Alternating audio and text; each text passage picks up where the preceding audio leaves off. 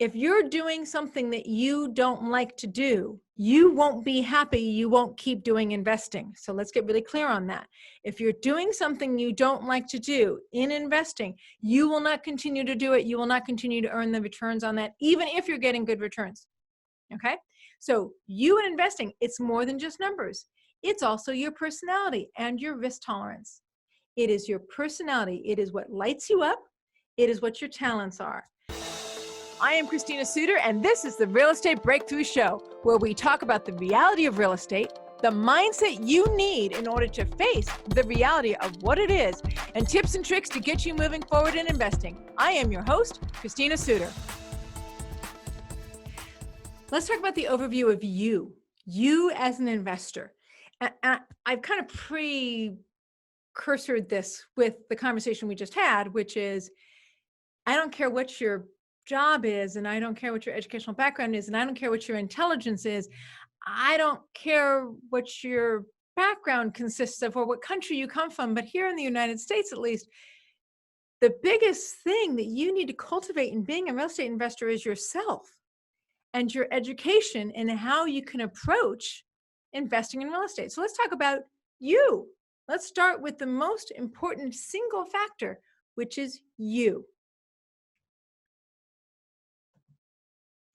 Okay, you and investing.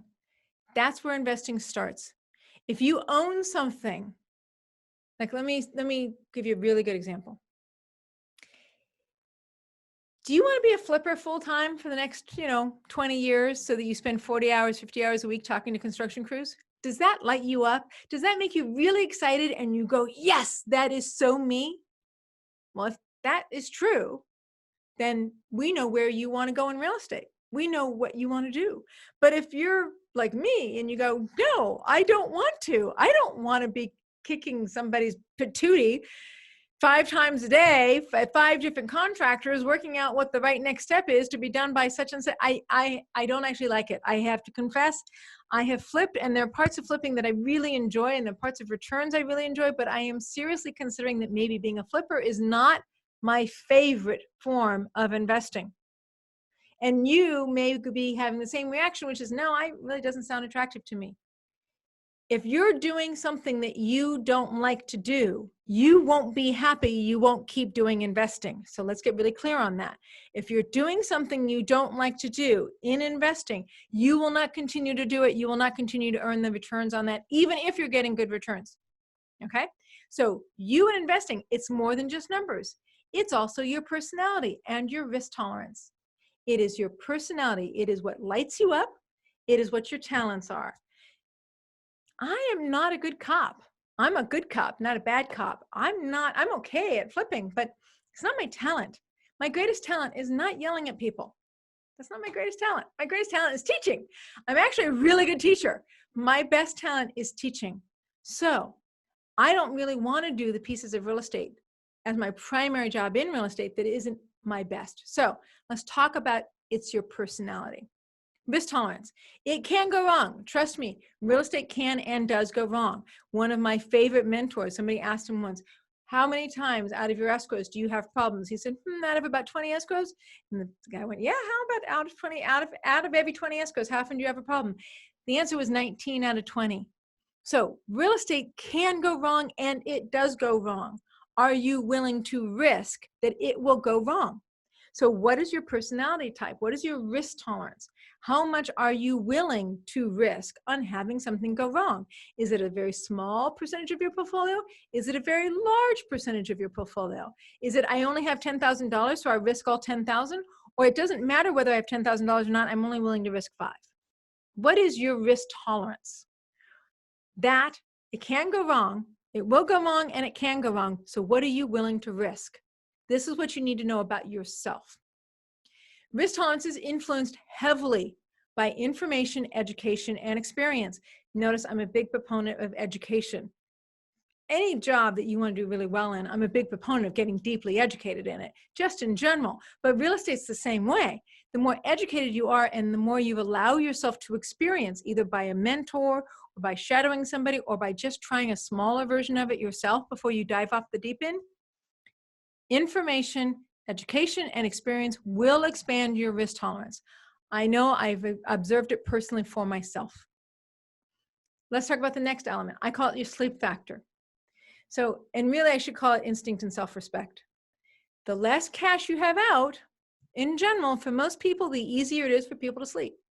If you have zero money in the bank, or let's say you're in debt, is it harder to sleep than if you have $10,000 in the bank or even $100,000 in the bank? Which is easier for you to sleep? So there's an instinct that absolutely is at play when you are an investor. This is you and investing. Topic is you and investing. Notice that's what's on the top of my screen is you and investing.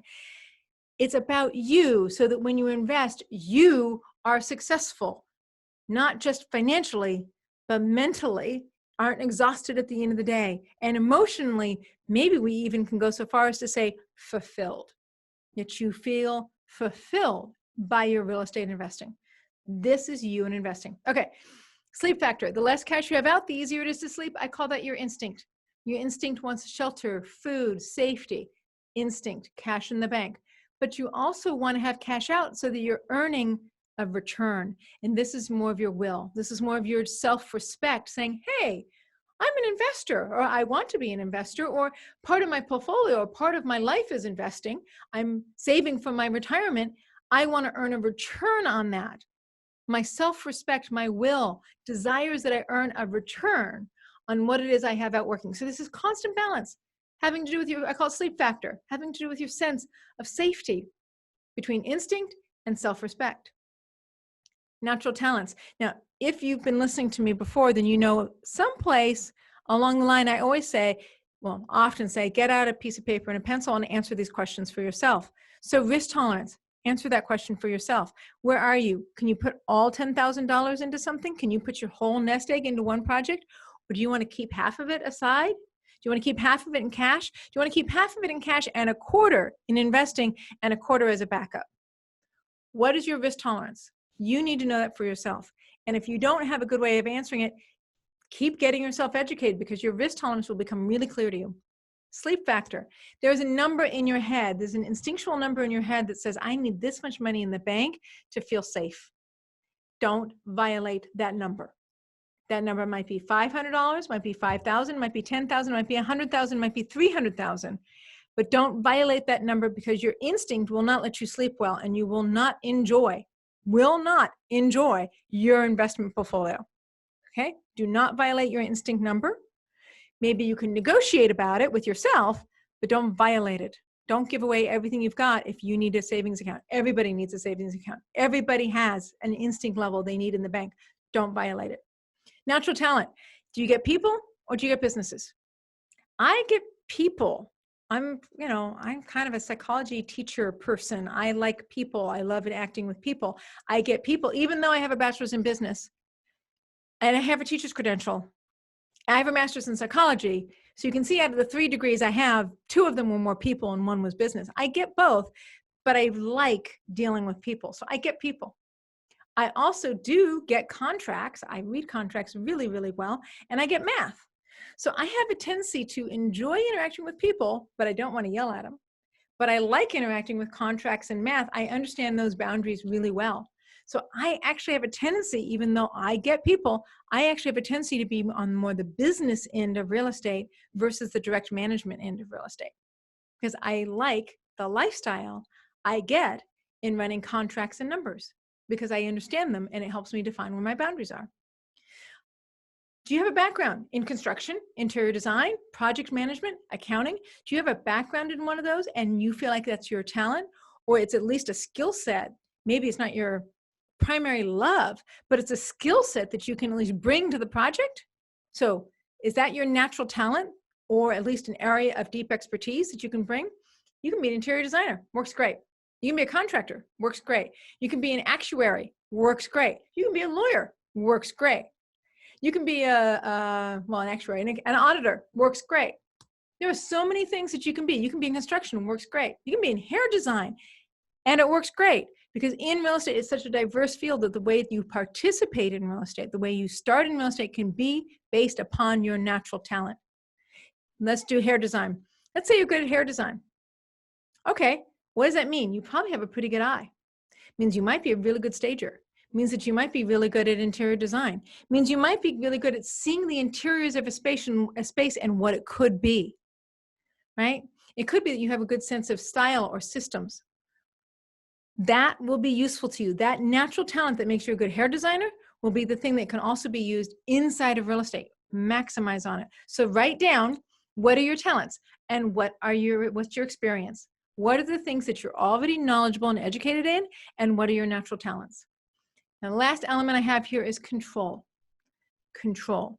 Are you somebody who wants to touch it, see it, feel it? Or are you somebody who doesn't care whether you touch it or not? Okay, I'm somebody who doesn't care whether I touch it or not. I'll give you an example so you can judge for yourself who you are. I owned a multi-unit in Van Nuys and a condo in Brea. And notice Brea is very different from a multi-unit. Oh, and I owned a townhouse in Fairfax, Virginia. I owned all three.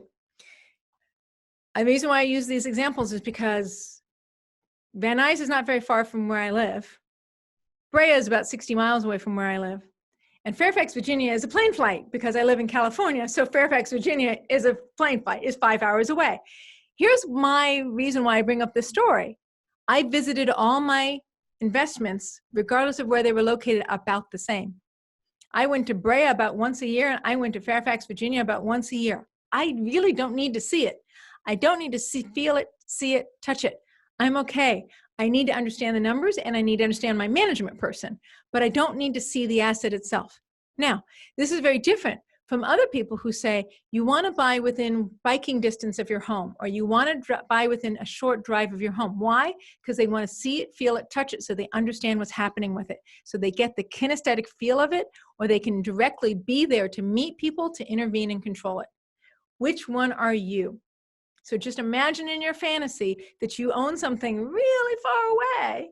And how comfortable does that feel? Or imagine in your fantasy that you can drive 15 minutes down the street to the rental unit you own down there.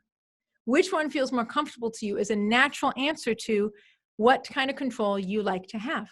All right, so this is just the beginning of You and Investing. Stay with the educational segments, guys, because I build on You and Investing all the way to what's the right investment for you. So these go together as a grouping, even though they're going to be released separately. So You and Investing, part one of building towards what's the right investment for you. I am Christina Suter, your host. Thank you for listening to Real Estate Breakthrough Show, and I look forward to hearing you guys next week.